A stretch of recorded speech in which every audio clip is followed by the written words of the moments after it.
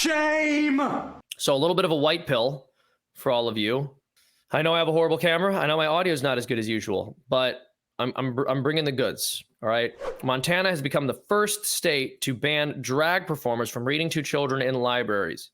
This is how political history moves, at least in the United States, and at least over the past 100 years or so. What happens is people have normal social expectations rooted in reason and reality and tradition. And then the left comes along and they try to chip away at those standards and behave in absurd ways that anyone at any point in history would have pointed to and said, that's a little ridiculous. And then rules need to be established to prevent that behavior from occurring, rules which we didn't think we needed in the past. And the response from the left is, look, the right is moving so far to the right. Look at this new right-wing law. Okay. There shouldn't need to be a law that specifically says a drag queen can't read books to children in a school library. It should be well understood that adults are not supposed to wear their fetish costumes in front of children. Firstly, it should be well understood that adults are not supposed to wear fetish costumes. Then it should also be understood that, of course, they can't wear their fetish costumes in front of children. Now, some people want to say, what's wrong with the fetish costumes in general? Why can't two consenting adults do whatever they want? Well, I'm glad you asked, because this is the Friday Fun Stream, and I have a very fun answer to your question. It's because societies pass their morals on to their children. And if something is disgusting and perverted and it's not wholesome and you normalize it, eventually you end up showing it to children. That's how these things work. Now, I can already hear a counter answer. Well, that's not true, because before we started giving the green light to homosexual behavior culturally, we weren't showing kids with anything related to heterosexual behavior, at least not in an explicit sexual sense.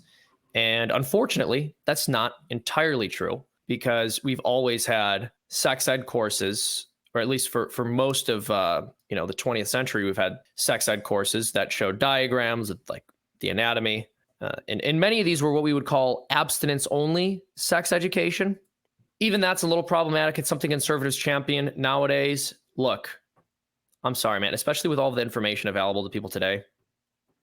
I honestly don't even think you need that. I think the purpose of sex ed is to tell people what not to do. Do you think acting like an idiot and talking about sex works on girls? Well, if it didn't, human race would have died out long ago. People know how to do this. You don't need a course in it. You don't need a teacher showing you like the anatomy. I'm not saying that can't be helpful in some circumstances. I'm just saying getting too explicit about it doesn't really do all that much good. And it can also take away from some of the mystery of it. And it's a beautiful, mysterious thing that we should leave shrouded, at least to some extent. And people know this intuitively. There's a reason they don't want their own personal sexual behavior to be shared to others, unless they feel a burning desire for others to approve of their sexual behavior, because on a deeper level, they know it's wrong. Did I fully answer that question in the most fun possible way? I sure hope so. That's the basic gist of it. Societies pass their morals on to the young, and when you normalize perverse sexual behavior and you say this is something that can take place in the public eye, well, then what you're saying is this is something that can happen in front of children. If this is not a shameful thing, which should only ever happen behind closed doors, if it does happen at all, then by definition, you're saying it's okay to expose it to children, or to expose children to it. I hate this way of looking at things. What do you care about what two adults do behind closed doors? Okay. The door to a bedroom is not a magical threshold that erases all of the damage a person does to their own psyche and personality by engaging in depraved sexual behaviors. Okay, they carry that stuff out into the outside world, and then they operate as members of society, and the things that they're doing behind closed doors end up affecting the way they think about the world, the kinds of things they're willing to tolerate in the outside world, the kinds of vulgar and perverse displays they're willing to consider respectable or tolerable. And there are people who want to deny this, but on some level, they know that it's true, right? Because we would never say that blackface is okay as long as you're doing it behind closed doors. You know, if two consenting adults decide to do blackface behind closed doors, like, who cares? I was like, well, wait a minute.